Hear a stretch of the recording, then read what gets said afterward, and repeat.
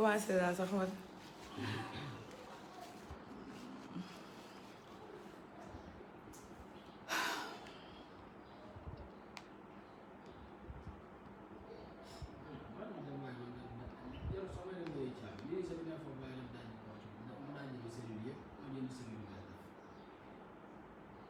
waaw dama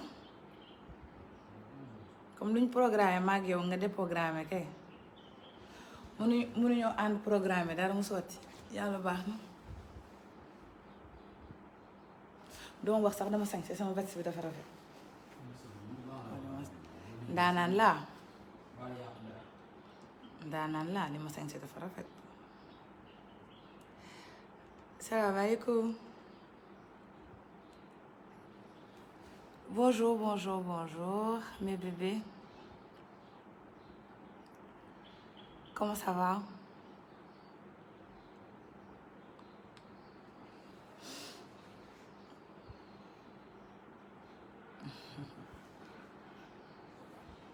tey ma li mu sol dafa rafet vraiment d'habitude les lundis on a du mal à s'habiller mais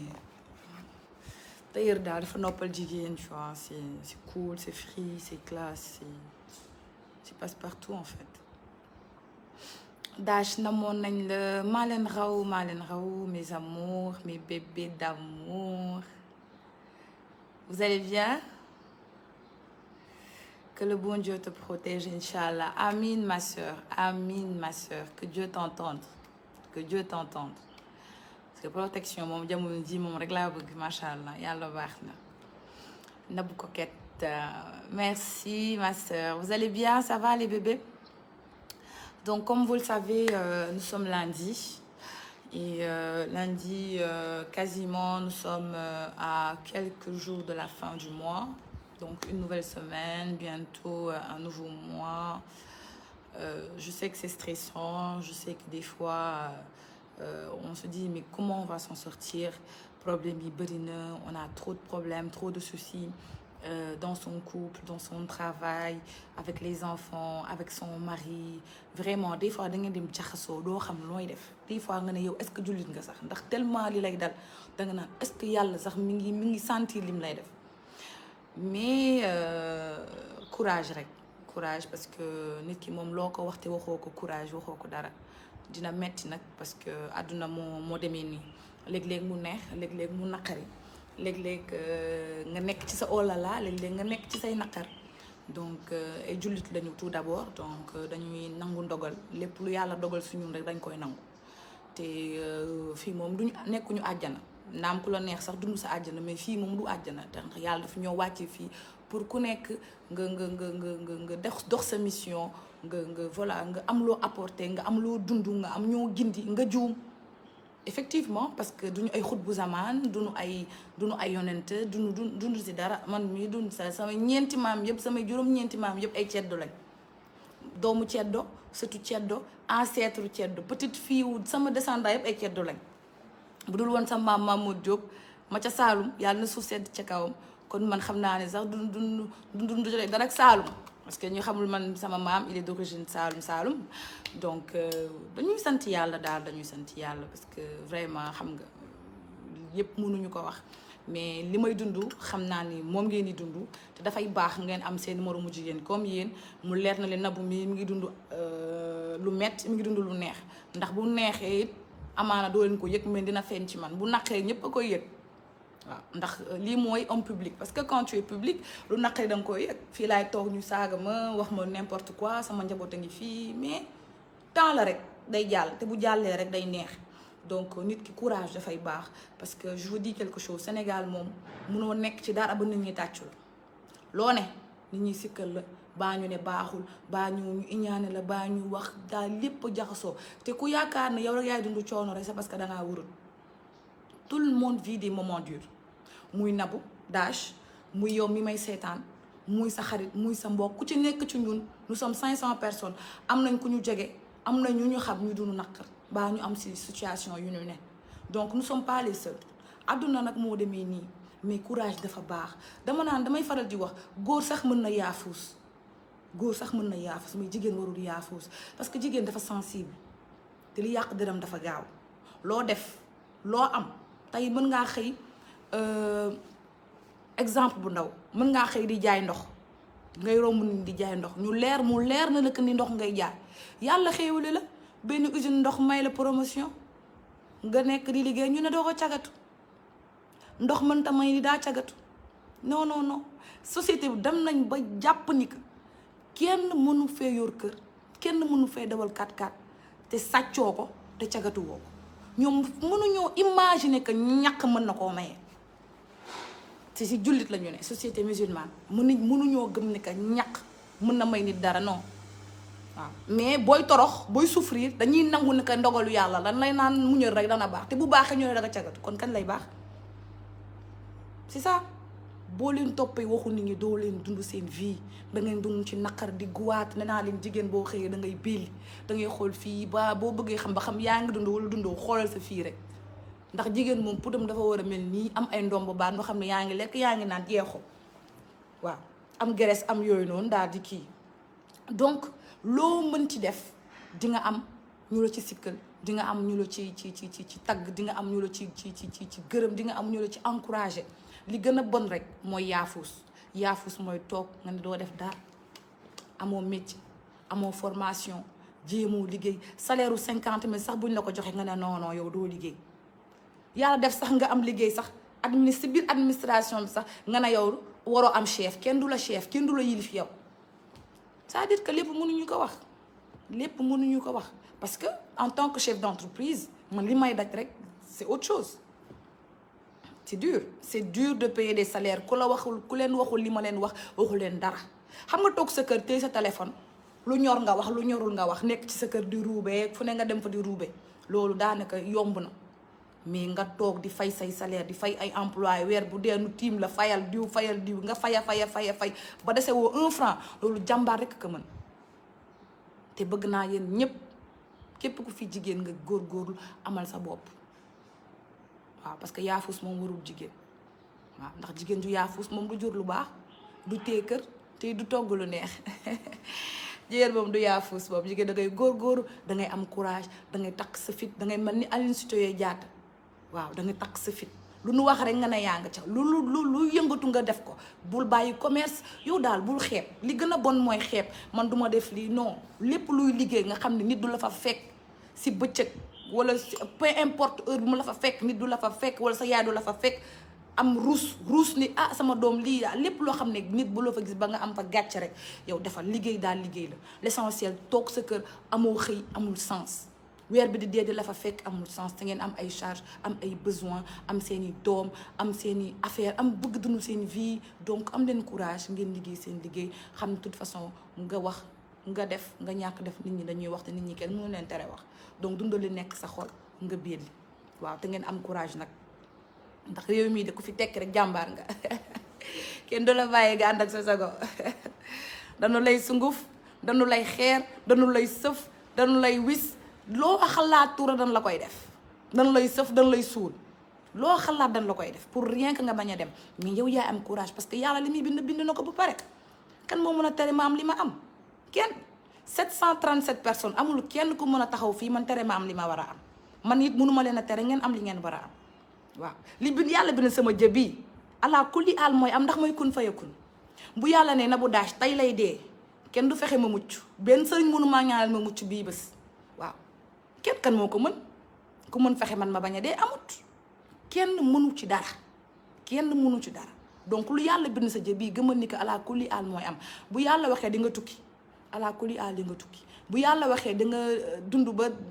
ba tedd di nga dund ba tedd bu yàlla waxee da nga dund dee te doo am dërëm jàppal ni que da nga dund dee doo am dërëm yàlla mooy bind ay affaire am teg nangu rek ànd ak nit ñi ba ñàkk koo nangu di dund naqar nangu leen li yàlla dogal ci nit ñi te noppal seen bopp dëkk bi dafa metti mënuñoo wax lépp c'est dur foo leen ko natt weesu na ko waaw am leen fulla am leen fa toog seeni kër gérer seeni foyer jàpp seen ñàmbur di dund seen olala ndax nit ñi moom mënoo leen tere wax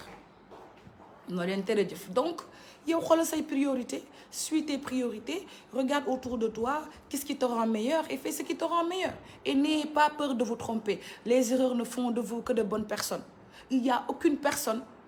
même waa ji comment il s'appelle j'oublie là le gars de Apple là le gars qui a créé Apple vous pensez qu'il voilà le gars qui a mis en place Apple vous pensez que le gars il a créé comme ça tout de suite comme ça Apple non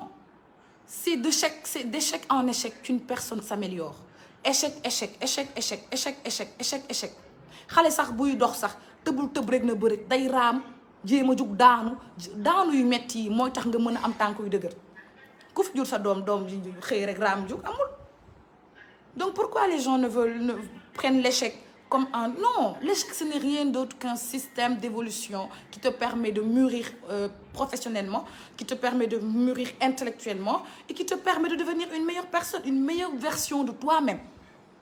parce que li gën a bon ci nit xam nga man damay faral di wax benn affaire je me dis que samay sant yàlla parce que mujj bu rafet laay ñaan man mujj bu rafet laay ñaanuma leneen parce que da nga gis nit bu am carrière bu baax am début bu baax mais fin bi yow da nga naan mais est-ce que diw la da ngay waaru sax da ngay sax jommi parce que du ki nga xamoon donc mujj bu rafet moo jara naan cooli yëpp du yéen du ñun yàlla la na ku nekk def la war bàyyi yaa def li kaw parce que yow mal xiyaam kenn ci yéen mënta fekkee fu ñuy àtte baax kenn ci yéen mënta xam à l'avance nu ñuy àttewe donc c'est simple pourquoi on se complique la vie on veut être des petits dieux woo déw maa la gën man maa la gën fii kenn gënu fi kenn gënu fi kenn waaw da di xel yee sutante rek peut-être jëfin yi bokkut jëfin yi wute mais kenn gënu fi kenn di ñëpp yàllaa ñu bokk njaboot waaw yàllaa ñu bokk njaboote di kon kenn gënu fi kenn ay erreur rek mooy am mais nit ki tamit ala kulli aal munoo am zéro faute ndax yéen ñi di ma seetaan am ngeen te lu ne ngaay te bu juboon ngeen dugg ci suuf si tu vois donc une personne s'améliore de jour en jour on a tous nos secrets on a tous nos petits péchés mignons on a tous nos défauts mais c'est pas parce qu'on a un défaut qu'on est exclu ou on peut pas réussir la réussite n'est pas basée sur les défauts la réussite est basée sur la motivation personnelle et fan nga bëgg a jëm et à quel point tu as soif de réussir soif d'avancer soif de faire partie des premiers leaders c'est ça foofu laa bëgg ngeen level up voilà quand vous me voyez moi je suis quelqu'un de simple de free parce que gëwuma am na loo xam ne gëwuma ko vous voyez allez aux États-Unis prenez par exemple celle que j'aime bien là une de mes idoles Oprah Winfrey elle fait partie des noirs américaines les plus aisées de sa génération financièrement parlant mais c'est une femme simple elle est capable de rigoler de danser voilà et puis elle s'est fait comme Oprah Winfrey qu'est-ce qu'elle a fait si c'est pas des shows elle a fait des shows live yi la doon def rek mais d'une manière vraiment plus physique maanaam avec un plateau et tout c'est comme ça qu'elle a fait avec Steve Urkel c'est comme ça qu'ils ont fait avec Steve c'est comme ça donc nit ki loo nekk rek boo ko gëmee mu dem waaw mais man gëwuma ni que ici au Sénégal les gens ils pensent que la richesse c'est sa tailleur def sa cheveux fas sa kanam takk say bijoux ñàngal non nit da ngay mel ni nga mel parce que bu la xaalis taxee changé daa fekk kon musoo nekk góor te musoo li ngay woote wuyu woo ko nit da ngay simple situation bi bu bën a am da ngay rester toi-même fidèle à toi-même loolu mooy nit mais yow nga ñàkk ambiance ak ñëpp kaf ak ñëpp nga xaw a am 1 million rek changé ma loolu gëwuma loolu nit da ngay simple mel ni nga mel lu la fekk nga xam ne lii la ci fekk waaw da ngeen am fulla ngeen am fayda ndax man ku am fulla laa ku am fayda laa xam fi ma jëm te dara faregeewu ma ñeent du sama mbëggeelu borom kër bëgg ko rek ma bëgg ma nu fas yéene sëy 150 ans mënu sóolante c'est la première fois de l'histoire nu gis ñaar ni nu ànd sóolante soobee yàlla lii laa bëgg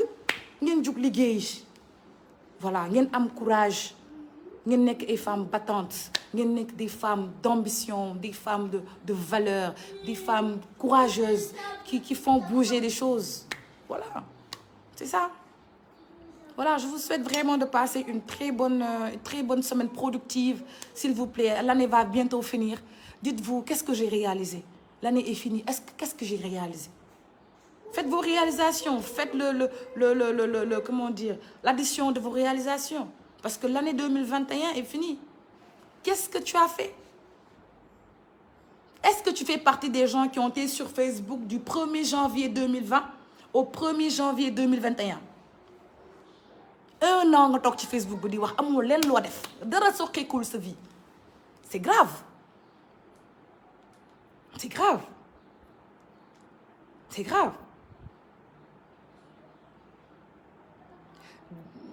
daa surtout jug liggéey bàyyi xeeb liggéey.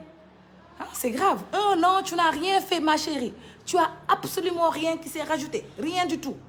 Big bu bleu sax amoo ko connaissance bu baax sax amoo ko ci année bi. Xoolaatal sa bopp, y a quelque chose. Il y a quelque chose. Il faut ngeen xoolaat seen bopp. C'est ça. Donc, il est temps ngeen def seen autobiographie. Man, au moins, je peux dire que l'année 2021, qu'est-ce que j'ai fait de l'année 2021? J'ai mis en place la SNBI SA. J'ai mis en place la MSTT. J'ai mis en place Al Amin. Ça, c'était un nouveau projet. C'était une surprise, mais comme de mode taclé, j'ai mis en place Al Amin. Al Amin, c'est une c'est une entreprise qui évolue dans la finition bâtiment. Donc, j'ai mis en place Al Amin, j'ai mis en place SNBI, MSTT. J'ai mis en place 3 entreprises. Et je ne dis pas que c'est des entreprises qui vont forcément dominer tout de suite, mais une entreprise, c'est comme un bébé. C'est ça, c'est comme un bébé. Juddoom nga xam mais xamoo la mu lay jëriñ xamoo ci dara xam nga ne juddu na tel jour mais entreprise ça fait 99 ans donc tu ne sais pas si 99 ans yi kañ la entreprise bi di am dara. Donc yow da ngay dem avec un grand cœur am yéene am positivité que sama entreprise yàlla na bokk ci entreprise yi ñu gën a ràññee et puis c'est avec du travail. Man je peux dire que def naa loolu 2021 je peux dire que je me suis mariée en 2021 loolu bokk na si yu bees ci man di je peux dire que je viens de finir ma maison à Almadies en 2021 macha allah te mënoon naa dee sama ñaata morom ñëw génn àdduna gënuñu ma man gënuma leen di donc damay sant yàlla si gëm yàlla may na ma ci kattanam ak ci mën ma fekkee gàmmu waat ñaan yàlla na ma yàlla may jàmm may ko bépp mboole mu jullit ñu fekkee déwén fekke daal bokk si ñi gën daal waaw jigéen du yaafus baaxul toog si internet bi di yàq sa deru morom amul sens yàlla noppi na ndax loo ko yàq la mu war a am sa ay milliards dana ko am koo koy yàlla xaarul kenn mu ne ko lu tax nga def lu ko neex lay def donc pour lan ngeen yàq te ngeen defar rek benn yoon tu as mis en place Coco waaw gis nga sama réalisation 2021 j'ai mis en place Coco xam nga sama chanson Coco nationale. Là, on a mis en place également, Coco a mis en place une maison de production. On va commencer à faire des séries télé bientôt. Donc, j'espère que nous avons une place parce qu'en tant qu'actrice, ken gënuma un bébé ken gënuma en tant qu'actrice, tu vois. Donc, on a des projets daal ñi ngi ñëw nous sommes jeunes, nous sommes amoureux. Yàlla su boole suñuy wërsëg voilà daal te bëgg naa nag ngeen roy ci man ndax roy leen ci li baax te ngeen bàyyi li bon ci man nit ba mënoo roy lépp ci bopp roy lu baax nga bàyyi lu bon mais yàq der dafa bëri léegi torop. Guèye Diop Mami ma wax la benn affaire képp koo gis mu toog di yàq der la muy dund moo ko neexut ndax bu ko neexoon dina tal leneen lu dul toog du yàq deru diw te yàlla dafa ni képp kuy yàq der rek yëmmal xiyaam dànk la yoog man kon nañ xaar ba yëmmal xiyaam nañ toog ba yëmmal xiyaam ndax toute façon yëmmal xiyaam moom kenn mën ta fexe ba mu bañ a am le jugement dernier kenn mënu fexe ba rëcc ñëpp ay présent tafkala macha allah yor bébé rek moo tax xawma li nga wax bon j'ai pas suivi donc voilà xam nga c'est il est temps nag les femmes du Sénégal pas toutes nag parce qu'il y a des femmes battantes il y a des femmes yoo xam ne souvent ay jàmbaar lañ ñu ngi liggéey faalewuñu daray góor elles sont indépendantes am seen petit moyen am seeni business am nekk ay chef d'entreprise belli daal mais il y a des femmes yoo xam ne tamit jot na ñu xam ni que dara du la may lu dul sa liggéey taxawaalu du la ko may loolu liggéey di may taxawaalu du la ko may Nabou, je veux te parler directement s'il te plaît waaw contacte-moi par Messenger Inch'Allah dinaa la jël la famille Fall TV waaw peut-être la famille Fall TV mais plus en nom en bébé ma jox leen tur bi production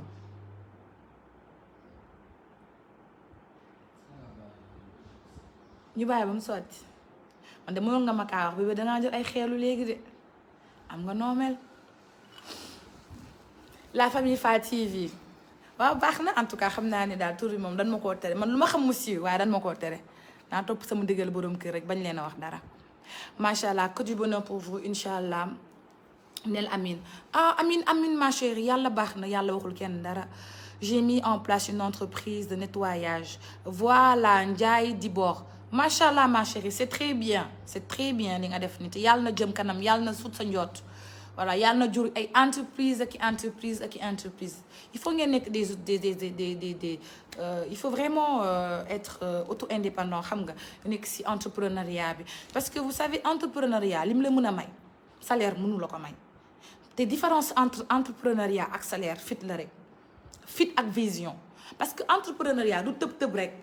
ne xaaral ma dugg ci lii. Daañu dem, d'accord. Bonne journée, dégg. Bisous. Je t'aime. Xam nga ndax ñu mën a sa xàpp dem na damaa xaw a tuuti fi toogee, tu vois, il me dérange un peu, style et tout. Donc l'entrepreneuriat, c'est pas forcément que Nabou fait prêt-à-porter, je vais faire prêt-à-porter. C'est pas ça l'entrepreneuriat. C'est pas parce que Diou a fait cosmétique, je vais faire cosmétique. L'entrepreneuriat, boo si bëggee génn, suivant déjà le système de vie qu'on est, système de conditions qu'on habituel fii Sénégal, sachant que la vie est chère, la vie est dure, et puis yàkkante bi bëri na bu doon dañu nekk États-Unis sax wala France d'accord, mais fii boo créé entreprise li nga njëkk a def mooy muslu balaa ngay am sax ay dem ay déclaration fiscale ay kabis ak yooyu yëpp da ngay njëkk a muslu parce que soo musluwul doo fa fay benn salaire ba fay ay salaire parce que rien que nga teg sa entreprise ñu ngi lay suul di la gas. C'est ça qui est énervant au Sénégal. Tu ne peux rien faire tant que demoo ci sëriñ ñu musal la parce que man au début gëwuma ko woon mais ku gëmul xar fa xuufa ne la fuuf kon balaa caat Sénégal comme noonu la dañ ci dem gat sa dafa loo xam ni say entreprise ku ko bëgg wàccee moom wàcc waaw c'est ça boo ko gëmul nag daa nga sonn de compétence ca la waaye tamit aar ko ca la de. Donc société bi ñu ne il faut que avant ngay entreprendre nga xam ne ñun dañuy rayante ci gëttu na ay gëttu kii la ñu nekk comment ça s'appelle fosse des lions bëy ba sa jug ñu ray la ku jug daanu. Donc il faut avoir du courage, de l'ambition, détermination, fulla fayda boole ko musal sa bopp. Je vous dis sinon vous allez pas aller loin ndax yàlla noppi yàlla dafay seetaan de yàlla nii la def dafa patient de balaa muy àtte fekk nga dee sa yëpp yàqu jógal balaa muy teel. Nabou, j'ai ouvert une boutique cosmétique, jàpp ci promo bi. Bon, tu veux la promotion, il faut vraiment nga fay ay honoraires comme ça ma wax ci et tout genre comme damay liggéey. Dangay sagude. Bon, yow du mën a tontu parce que je ne sais pas li ngay wax. Vis ta vie, sister, sa xol dara nekk ci. Voilà, donc am leen fulla am leen fayda am leen courage am leen ambition gëm leen seen bopp et dites-vous que milliardaire ou millionnaire c'est pas écrit sur le front de qui que ce soit et c'est pas parce que tu es trop mature que tu seras milliardaire moom yàlla moo ko bind ki la gën a xayee di moo la gën a mën a compter ay milliards bu leen ma weddee ngeen laaj ko bawal booy sama mbokk bawal nekk commerçant ay milliards la ñu yor te danoo xayat yi waaye balaa maa de da nga sol sa costume cravate tu es là tu roules les airs ma chérie be relax calm down tuuti nga wàcce sa bopp tuuti xam ni que milliard ou pas milliard tu seras enterré donc take it easy. kaay ma takk la yow ma xamoo ne xew chéri monsieur Fall waaw moom dëgg la moom ñaari xeetu jëkkëram waaw maa ngi nii tout Africa la macha allah mel nu ma neex def sama jonguma def sama intellectuel def sama classe poñi samay million jàpp sama ñàmbur di xëy di liggéey waaw lii la yàlla def yàlla baax. Bonjour, est-ce que tu vends des terrains à Dakar? Je vis en Europe, merci à toi. Toute Mimi, machallah. Comment on fait pour une pub intéressée? J'ai ouvert mon nouveau restaurant de délices Fatma, des plats africains uniquement en service livraison. Juste contacte-moi par Messenger et je me ferai un plaisir de venir dans ton restaurant, goûter tes plats, goûter tes mets et ensuite en faire la promo. Parce que comme je le dis, c'est une page d'excellence. Et non seulement moi, mais j'ai un carnet d'adresse. Je pourrais te mettre en rapport avec... y a des gens qui mangent qu'africain. Parce que moi, j'ai des amis qui ne mangent même pas du tchèp. C'est des Sénégalais, mais ils mangent qu'africain. Et puis, je pourrais te mettre en rapport avec des gens, des ambassadeurs. Voilà, c'est mon beau anyway, en fait. C'est justement, il faut discuter, échanger pour trouver le bon link pour discuter. Parce que l'année 2022, je veux vraiment qu'on parte sur de bonnes bases. C'est win-win. On gagne, vous gagnez et je gagne. Je ne veux pas qu'on continue des lives comme ça juste pour parler. Je veux qu'on fasse des choses. Vraiment, je veux qu'on fasse des choses concrètes. Et je suis en train de faire mon maximum déjà pour les 200, les 200 formations que j'ai offertes avec la ONFP. Il y a des inscrits et j'attends la liste complète. Comme ça, nous modèles sur nos journées. Vraiment, j'ai vraiment envie de donner un impact. Vraiment envie de marquer l'année 2022 et plus être dans le social et vraiment être... oui. Là, il n'y a pas d'oignon. Donne-moi mon sac. Et dans la chambre, mon sac. Oui. Bon, vous avez entendu, il n'y a pas de diwlin et de oignon. Voilà. Daesh doo ma jël ma liggéeyal la non non non man dama xaw a compliqué liggéeyal donc vraiment nañ jàpp suñu relation yi bëgg ma ko yàq juste un petit coucou de plus. Coucou ma chérie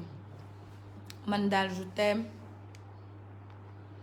genre je te rappelle man daal je t'aime daal dama lay gis rek nga neex ma sérieux léegi sama sœur bi kumbis bu Dash la may woowee ah c'est très bien ma chérie kontaan naa voilà tu es une source de motivation merci depuis le Rwanda. Flyer dédié. Voilà, merci beaucoup, ça me fait plaisir, d'autant plus que le Rwanda est un pays que j'aime beaucoup. Et prochainement, je pense que ce sera une de mes destinations favorites. Ah, moi, j'aime beaucoup les pays d'Afrique, surtout les pays développés. J'aime pas vraiment... je suis pas trop Europe, je suis très africaine dans l'ensemble. Et voilà, ça me fait plaisir d'avoir des gens qui me suivent depuis le Rwanda. Ça me fait un peu de genre, ça me fait un peu genre quoi. Voilà, Coco National, Baye Malick Fall. Ah, loolu moom dëgg la moom. Machallah. Je suis intéressée ma chérie. Nanana. Merci, je vous écris au Messenger plus tard. Je suis prête. Je veux élargir mon projet. C'est des amours, les enfants d'ailleurs, les délices. Merci beaucoup. Merci ma chérie. J'apprécie énormément le message. Neel Falen bi mu def nànk si ndekki bi Falen bi est-ce que jugul jug na dem de jug na dem Nabou attends elle dit Nabou man formation c'est tellement vite c'est un mbokk waa Diourbel la oui Coco il est de Diourbel Bawol la seen mbokk la et il est de Gandiol aussi Gandiol la donc man sama jëkkër moom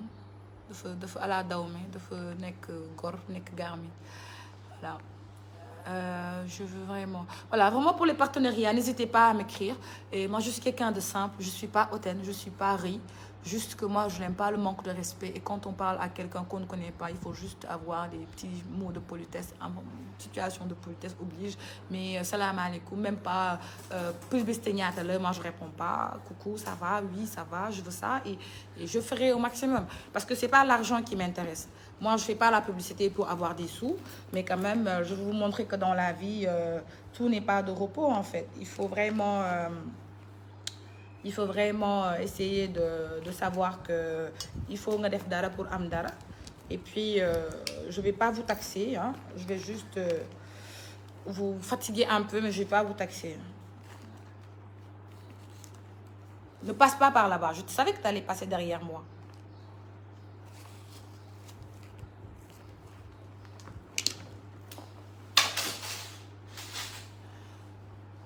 donc je vais vous fatiguer un peu mais je vais pas vous taxer énormément voilà histoire de vous encourager de vous motiver un peu et sachez que l'entrepreneuriat n'est pas de tout repos et voilà c'est des hauts et des bas c'est vraiment un mariage qui va durer 99 ans et malheureusement on peut divorcer de tout sauf de son entreprise et malheureusement on voit des gens divorcer mais on voit pas des gens divorcer laisser divorcer leur entreprise donc ça veut dire que entrepreneuriat c'est une union pour la vie et c'est pour le meilleur et pour le pire donc boo si jublu na nga si am sa fulla na nga si am sa fayda même boo ubbi entreprise u keccax sax am si fulla am si fayda voilà et si j'ai un conseil à vous donner man ce que je regrette dans l'entrepreneuriat c'est de ne pas avoir pris les devants très vite c'est d'avoir négligé beaucoup de choses par exemple qu'est-ce que j'ai négligé et que là malheureusement je me dis Nabou su doon négligé wu mu woon lii on n'en serait pas là. J'ai négligé plein de choses, j'ai négligé comme les déclarations. Voilà, j'étais vraiment pas trop... voilà, moi, j'encaissais mon argent, voilà. Je faisais pas attention à mes cultures fiscales, tout ça. À un moment donné, tu ne peux pas subventionner dans les marchés. Maintenant, si tu veux vraiment grandir, il faut vraiment passer par faire les choses à la règle de l'art, passer par la grande porte, am sa entreprise, dem déclarer ou di fay say impôt. Parce que impôt dafa am solo. Parce que man moom damay wax sama dëgg rek ndax yàlla tax. Parce que commerçante laa woon te commerçante boo xam ne man musuma gëm ay entreprise man damay liggéey jaay dugal sama poche yaa ngi dégg jënd samay or jàpp sama ñàmbur toog jàpp sama ñàmbur parce que lu tax déjà may waxtaanee loolu c'est parce que xam naa ne am na ñoo xam ne bëgg nañu am ay réponses mais amaana peut-être xamuñu fu ñuy jaar te man nekkuma koo xam ne dañ naa nabu lu mu fi def dëgg fa yàlla samay entreprise moom duñ nabu li mu fi def li ma fi def nag mi ngi fi tege gaañ waaw Covid ba tey maa ngi ubbi maa ngi góorgóorlu mu niiw baax na mu bëri baax na tëjuma mënoon naa tëj nag ci Covid bi mais ba ma déggee 0 cas keroog damaa kontaan parce que dama ni 3 ans Covid man tëjuma kon man jàmbaar laa donc xam naa ni même bu dee benn conseil war naa leen ko mën a jox yéen ñi doo dugg ci entrepreneuriat bi bu leen négliger seen impôt dafa bokk ci acte civique acte citoyen mu nit c'est important de payer ses impôts parce que soo ko fayul duñ la ci topp mais di nga am foo àgg entreprise bi am fu mu àgg macha allah nga am marché milliard ñu ne la kaay ñu ne lan lay woo impôt et domaine lan lay woo kaay convoqué la nga ñëw ñu ne la diw nga ni naam nga ni yaa moom entreprise bi nga ni naam nga ni yaa fi am 2015 bor bii 2016 lii 2017 lii 2018 lii 2019 lii 2020 lii muy 6 ans wu bor nga ni non c'est que ñu ne la waaw amul problème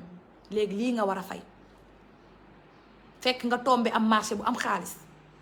xam nga ni marché moom mënoo koo dem enregistré te yaa ngi am ay bor mun dane moom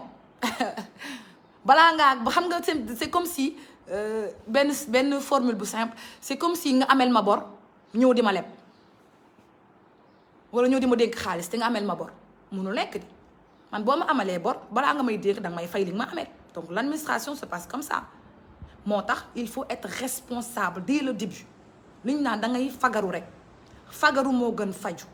c'est de la même manière responsabilité bi ngay am en tant que chef d'entreprise moom ngay am en tant que citoyen simple parce que jëf boo jëf tey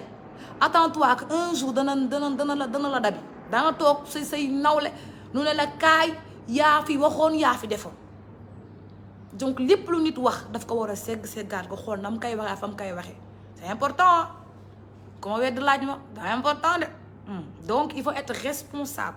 Une entreprise, c'est pas juste le fait d'ouvrir son entreprise, crier partout, j'ai entreprise. Une entreprise, c'est une...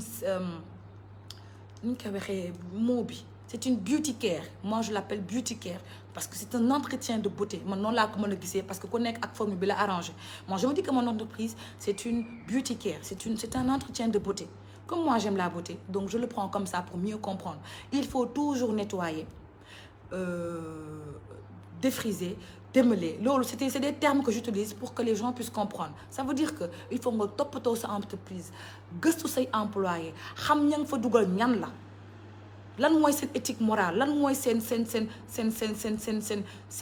stabilité mentale parce que des fois nit employé koo xam ne mi ngi au bord de la plaque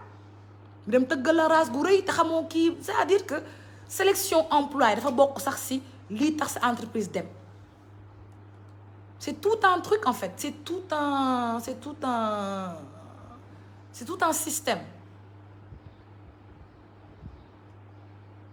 système le choix de tes employés la sélection de tes employés c'est tout un système parce que si t'as pas des employés fidèles wallahi lazim di nga màtt sa bopp di nga màtt sa loxo fu kenn nekkul parce que ñi lay jaayal ñu nekk ci sa entreprise ñoom rek ñoo la mën a yàqal ñoom ñooy xam ni boss déclaré wul ñu dem wuli pande la ñu xam ni boss amel na kii diw c'est-à-dire que loo xalaatul rek sa employé yi mën nañ la ko def donc da ngay xool ña ngay àndal xool ñoo xam ne bokku ngeen philosophie bokku ngeen gëm-gëm bokku ngeen vision bokku ngeen fulla bokku ngeen job ngeen ànd liggéey c'est important voilà donc entrepreneuriat metti na mais dafa gën parce que il est 10 heures maa ngi sama kër il est 11 heures midi maa ngi sama kër fi ne nii bu doon liggéey jàmbur laa yor patron bi woo na ma allo foo ne dama lay daax heure bi nga ñëw mais maa ngi sama kër 11h30 11h40 je finis de parler avec vous je vais au bureau je suis indépendante et c'est ça que je recherche et c'est du bonheur dara daax ko c'est avoir un RV de qualité un RH de qualité oui c'est exactement ça c'est ça mais c'est pas que le RH aussi qui doit être de qualité même le vigile doit être de qualité parce que pourquoi je dis que même dans ton entreprise le vigile doit être de qualité c'est parce que Nabou Dash tey mën a nekk sa noon ma xam ni Fatou Bintou am na fi magasin mi ngi jaay lu ma jaayat wala am na buzz lu ma amul ma dem jël sama garab jox ko gardien am ne ko suulal ma ko fa gardien ba suul ko fa am na de donc képp koy boolu ci sa entreprise rek gëstu ko gëstuwaat ko testé ko xool ba xam ku am gëm-gëm la wala ku ñàkk pastif la waaw c'est important. Le numéro pour la formation ne marche pas et dit qu'il est suspendu pour le moment. Prenez le 77 863 75 77. 77 863 75 77. Demandez après Lucette, inscrivez-vous. Voilà, sûrement il y a un problème avec Orange. Sûrement. Liggéey moo tax kenn du la yab. Exactement, lu coow li bëri liggéey moo tax kenn du la yab. Les gens ils vont parler tout ce qu'ils veulent dire. Mais de toute façon tu n'auras pas chez quelqu'un tendre la main lui dire may ma ceeb may ma suukar may ma paas man du ma ko wax te yàlla bu ma ko wax ça à te prendre xanaa moo tax bëggoo ma jël Fatima Melo bul ma sosal sénégalais moo soxor doo dem duma dem te ki la gën jege moo la koy rey mais oui paaka bi lay rey sa waay moo koy daas ça on le sait ton ennemi n'est jamais loin de toi ton ennemi est la personne avec qui tu dors avec qui tu manges avec qui tu te confies celle à qui tu dis tes problèmes quand ça va pas dans ton foyer sa sëy bu yëngoo ka ngay woo ne ko allo jànk sama sëy dafa yëngu diw lii la def mooy toog di la wili pande moo tax man sama sëy kenn dooyu ma ci dul sama yaay aw ma xarit bu may woone la sama jëkkër def na ma wax na ma du ma ko def xalaatuma ko dama am expérience lii moo tax expérience day def différence c'est ça expérience mooy di ñëpp di tëpp di fa dem yow nga ne man duma fa dem parce que xam naa fa muy mujj quand même man kenn mënu ma nax si sëy bu ma naxewul si sëy kenn du ma nax si sama sëy parce que j'ai été mariée et je sais les réalités du mariage par exemple voilà moi quand ça va pas avec mon mari j'appelle ma mère maman tu es où elle me dit je suis au travail je lui dis ban heure ngay wàcc elle me dit je descends à 7 heures ma ne ko ok je viens à la maison moomu sama jëkkër nag maa ngi dem sama kër yaay ma dem sama kër yaay sama yaay toog ma tegal ko lépp wax ko lépp sosol ko yokk xar mi karaw tuumal ko wili pande ko yàq deram def lu ma neex maate ndax sama yaay laa ko wax sama yaay du toog di ma wili pande ma waxool ko lu ma neex sama yaay woo ko xas ko ba mu raab mu ñëw jël si ma waaw sëy feem la bu leen kenn ndax sëy feem la waaw waaye lu xew sa borom kër rek ano allo diw bindal ma ano waa ano 45 sama jëkkër 45 jours mi ngi ni jox ma dépense duma laal duma jege duma def nii man mënatuma ko muñ mes conseils des conseils s'il vous plaît mbete ñi lay conseiller ñoo la gën a mën sa sëy wala ñoo la gën a xam sëy d'habitude ñi leen di conseiller sëy ñu sëyaay noonu ay célibataire yu mag lan ay mankakunkan pour lan ngeen dem ay ano comme si ano day régler seeni problème dem ci sa yaay mu toog nga toog woo sa goro ne ko allo diw mu ne la naam nga ne ko man la yaay dama laa soxla diw def na ma lii damaa bëgg nu toog nu réunion ko ndax damaa bëgg sama jëkkër te lii mënuma kaa muñ jigéen da ngay bëri feem sa goro ñëw bu ñëwul nga jël taal sa oto ba ut sa taxi dem ba sa kër goro toog doo nuyoo sax day ñëw rek toog ci salon bi diw lu xew nga ne ko sa doom lii la ma def waaw man nag du ma sëy si kër gi def fi 10 ans mu may def nii mënuma ko muñ. waaw yaay nag yaa ko jur waxal ak moom ndax dama ko bëgg mu bëgg ma sosal ko waxal ko fa lu rëy jël sa oto dem ñibbi mu de nii laa koy jàppee. waaw moo tax dangeen war a muus war a am xel war a am ay bopp yu am ndox waaye bu ma gisee koo xam ne sa sëy moom sa internet ba nga koy indi wa ano lu xew nga wax ko am ngeen problème de ndax ña lay conseillé ñu ngi yor paanu problème naan la ano man ne bu ma nekkoon yow dama koy tàppaas bu ñëwee duma ko jox mu reer duma ko jox mu naan duma ko jox mu sangu xolal damay fas sama kanam du tëdd ak man te du sëy ak man quand je vois ça mais Nabou je me dis mais c'est dans quel pays? Mais ma chérie nous sommes 17 millions d'habitants te ku ne xam ne góor dafa infidèle àtte leen ma sa jëkkër ngeen jote mu wàcc mayoo ko ndox fóonoo ko raayoo ko mu fanaan ci suuf mu xëy romb la guddee wàcc yow kay bul kaas comme dangaa capable bàyyi sa borom kër mu souffrir de faim tëdd ci suuf yow bul kaas man de xoolal xuloo ñàkk xuloo damay tànk ndox jox la toggu rey nga lekk ba suur ma forcé la dessert tëddee guddi ma yëg sa kaw par force te dañuy xuloo waaw ndax soo ko deful rek sa morom def ko les gens qui sont là moi je suis fâchée ma chérie si tu te fâches avec ton gars il va sortir dehors il y a des célibataires dehors yu amul jom amuñu fulla am appartement nag la ñuy def dafa xaar sa borom kër réew mi dafa danse tey leen seeni sëy baax na daal te ngeen bàyyi ano yi baax na daal ay ajaratu daaj waaw baax na del tontu commentaire yi ngay wax Mohamed Cissé ani góor sax si live bu jigéen yow am nga noomel tontu ma sama commentaire dama liggéey ñàkk nga ambition bilaay li muy wax bilaay duñ ko def ano yi commentaire yi rek damay dem xool man moom sincèrement ano moom j'ai pas de problème parce que ku nekk ak sa vision mais man moom su may ano moom damay ano koko fóon na ma koko ay xam nga affaire de enfantillage yooyu mais pas wax sama sëy li ca xew quand même moo ko def surtout dafa am moo ko def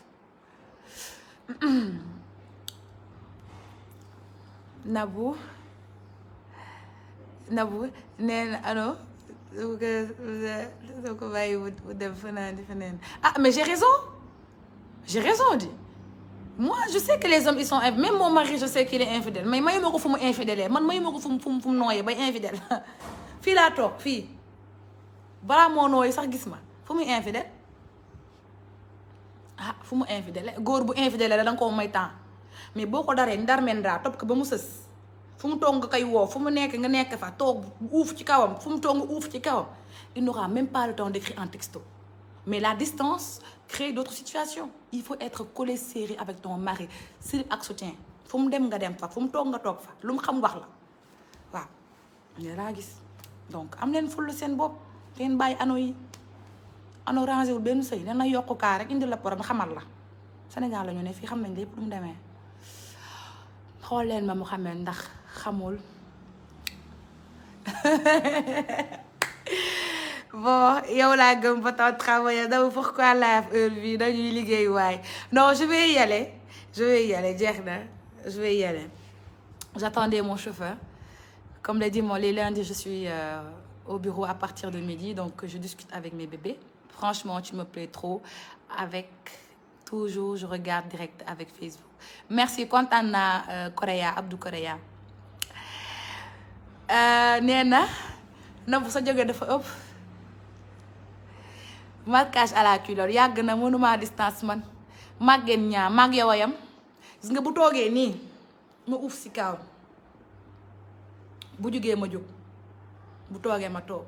des fois sax sama yaay ne ma Nabou tu es une grande dame ma ne ko grande dame ci sama sëy grande dame amul ci biir néegu sëy da ngay def petite dame def ñàkk fayda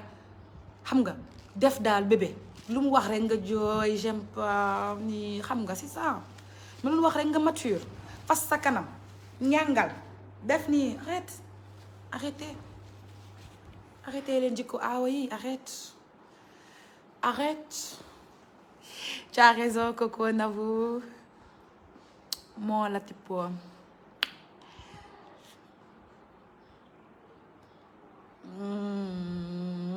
On t'aime yawit de adada bu la déranger bul seetaan live c'est forcé daal voilà donc c'était juste un petit coucou voilà j'espère que ngeen am courage ci semaine bi et puis ensemble bi ma sol c'est une ancienne collection de tailleur que j'ai porté parce que j'ai un rendez-vous tout à l'heure donc du coup ma ne écoute j'ai pas envie de me mettre en robe et tout je mets un petit tailleur cool nga xam ne je pourrais être à l'aise toute la journée et voilà pour les filles qui sont intéressées l'ensemble peut être disponible donc il est disponible déjà voilà tàngul c'est super léger c'est chic c'est joli voilà pour vraiment ñi bëgg séduire seeni directeur yooyu noonu ndaa xam nga yi ma fa soli sa directeur loo wax lay wax loo lay wax directeur yi la ñuy bëgg ndax boo wax loo lay wax voilà vraiment jigéen da ngay am noo mel Nabou j'aime ta façon d'être dara sa fula yaa ngi tooñ nag bàyyi ñu voilà donc bisous les bébés bonne journée nekk leen ci jàmm voilà sant leen yàlla si lépp lu leen mën ci may ngeen muñ xam ni loo gis muñ moo ko lal et puis yàlla baax na daal ngeen fonk seen liggéey fonk seen i sëy et puis ngeen oyof ci seen biir néegu sëy te ngeen am sutura tamit lépp la ñuy ano léeg-léeg da ngay toog nga ano ko ak sa goro yi pour lu goro yi ngay jël ano ko woo sa goro taaj ko wax lu mën a dégg nga ano ko ano kay si biir kër laa ko xam waaye xaw ma ko si place publique yàlla bu benn groupe mère groupe bi bu kenn mère mais je suis contente de vous alors voilà donc c'était tout et excellente journée à vous je vous retiens pas plus ndax ngeen mën dem liggéeyi je vous aime beaucoup inscription validée merci Nabou Dash ah voilà ma chérie tu t'es inscrite ci formation yi ah c'est bien kontaan naa yàlla na sotti ak jàmm nga am lépp li nga bëgg après sa formation kontaan naa jigéen daal da ngay yàqu nëpp waaw jigéen da ngay xajama waaye jigéen bu lewet fu la fekk nga toog fas sa kanam naan ba mu ñëw jaru ko bu ñëwee nga def sa robe bu gàtt te sa robe bu toll nii soo sa décolleté def sa tuuti make-up di ko xool naan ko da koy neex voilà donc je fais de gros bisous maa ngi dem liggéey gi nag doy na voilà vraiment courage les bébés yàlla baax na yàlla doolu sutura doolu ñu muñ yàlla bu sunu benn noon ree képp ku ñuy xaar ci gaalu xaj yàlla na fa jiitu yàlla bu benn waajur vraiment am déception vraiment yàlla ngeen nekk seeni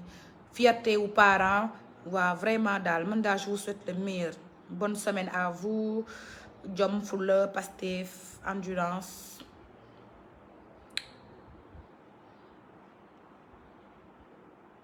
lii lum doon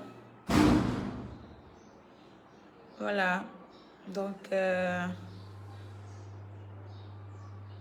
donc loolu la je vous aime énormément maa ngi dem parce que j'ai reçu un mail là maa ngi war a dem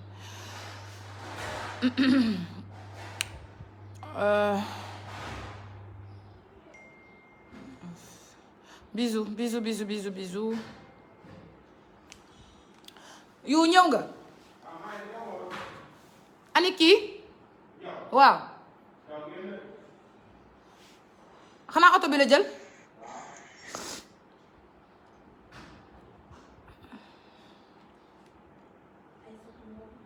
maa ngi ñëw